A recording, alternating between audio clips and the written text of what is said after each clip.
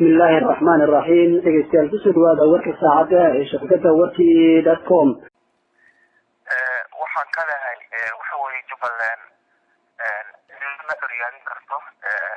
waqti la uriyaariyo way dhaaftay way iska dareemaysan ama gaariska jira waxa weeye mid Soomaaliyeed oo dhan haysto dawladda dhexe ee hadda aan maartay kamid ka ahay aan hadda xarunteedii Muqdisho joogo ayaa dhamaystirnay wax badan u dhimayeen iska badaa gobolada dhexe sida Beledweyne iyo Shabeellooyinka iska dhaaf marka dib u dhaca oo Soomaaliya oo dhan haystay horta mid Jubaland hore ambaha taasoo horta waa mid kale waxa weeye imaashaha halka waftiga xamar leemanayo kismaayad dadka xarimaaya waxa loo injiyo waa hadal waa mid doorka madaxweynaha Axmed Madoobe iyo tiimkiisu markay yimaadeen ugu qabtay meesha wax weyn ma aha waa la wada hadlayaa kadibna kismaayad uu leemanaya laba qodob muhiim ah mar hadii security amniga Jubaland ciidamada Jubaland ay gacanta ku hayaan oo laga soo dhaxgali karin mar hadii tikidii airportiga shaqeynayaan oo reer Jubaland iyagu maamulanayaan mar hadii ciidamadii deriska oo amisom ila caawinayaan mar hadii siyaasadii mataqaanaa federalismka lagu shaqeeyo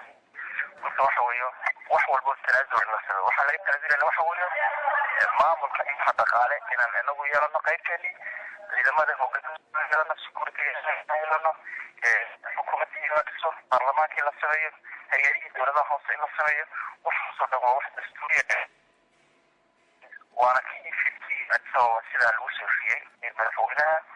Jubaland uu asagu maqaano golaha fulinta oo wasiirada oo dhan ah baarlamaanka oo yaasha doortaan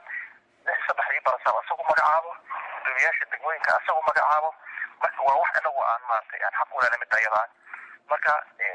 dawladda dhexe oo mataqaanaa wada hadal laga galo oo lisfahamana waxay soo jeedaysaa qodobada aan sii sheegay oo dawladda dhexe ayadana xukunta kama maarno waa dadkeena waa Soomaali weeyo waxaan u baahanahay Soomaaliya oo dhan in la dhiso dib loo dhiso in la isku tanaasulo sameeyo Jubaland waxaan koonfurta Soomaaliya oo dhan wato in Puntland min madowga Puntland iyo dawladda dhexe la xaliyo kala Soomaaliland iyo la xaliyo min madowga dawladda dhexe waxaan jamhuuriyadda federaalka Soomaaliya oo aaya wadano weyn in la sameeyo wajibaadkaas ballaaran bay horyaala marka dadka rajibo waxaan u rajeynayaa ay dawladyadaas ama wadada dheer lagu socdo inay ka qaataan dhinacooda walwalka iyo fikirkiisa qabiil qaran noqon karo waxa weeyaan rajibo hadda inta halka Juba joogto waa naqaanaa intee waxa weeyaan arabkan ku fakraa waxa weeyaan meelaha kabla kaliya Jubaland dawlad ka noqon karayaan waxa abaabulan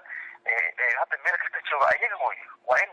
yani waxa la dhiso oo dawlad Soomaaliyeed oo Jubaland yahay oo istiida la sameeyo